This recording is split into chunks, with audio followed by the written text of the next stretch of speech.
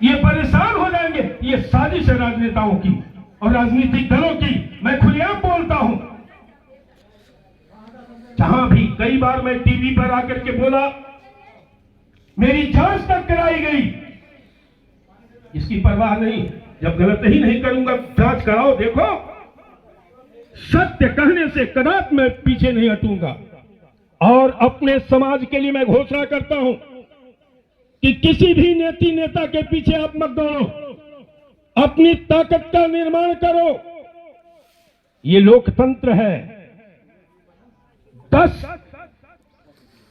मधुमक्खी अगर यहीं आ जाए लगन नाचने, सारे लोग भाग जाएंगे।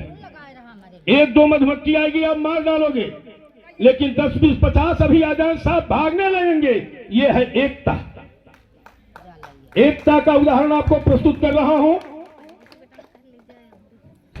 एक बार एक पंछी के बच्चे को कहानी सुने होंगे।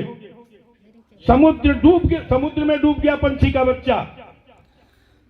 लगा हमने विनय करने समुद्र से कि मेरा बच्चा वापस कर दो। समुद्र सुन नहीं रहा था। उसने कहा कि मैं तुम्हें सुखा करके छोड़ूंगा, नहीं तो मेरा बच्चा वापस कर दो। लगा चोंच से रेत डालने। 2, 4, 5, 10 पंछी आए, कहे कि ये क्या कर रहे हो? कहा कि मैं समुद्र को सुखाने का व्रत लिया हूं, सुखा के छोड़ूंगा। लगे हंसने। कहा ये असंभव काम, कैसे तुम संभव करोगे?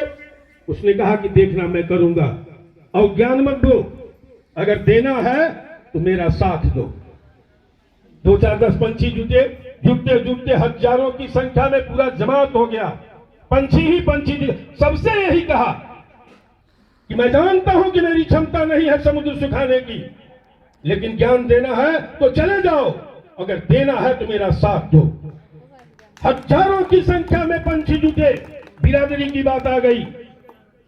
भगवान विष्णु का वाहन गरुड़ भी देखा, कहा कि प्रभु जी मुझे अनुमति दीजिए, मेरे बिरादरी की पंचायत यह खतरा में है, मुझे जाना है। भगवान विष्णु ने कहा, हंसने लगे, कहे ये कौन सा नाटक तुम लोग रचे हो? कहे प्रभु ज्ञान मत दीजिए, अगर देना है तो मेरा साथ दीजिए। फिर मजबूर हो गए भगवान विष्णु।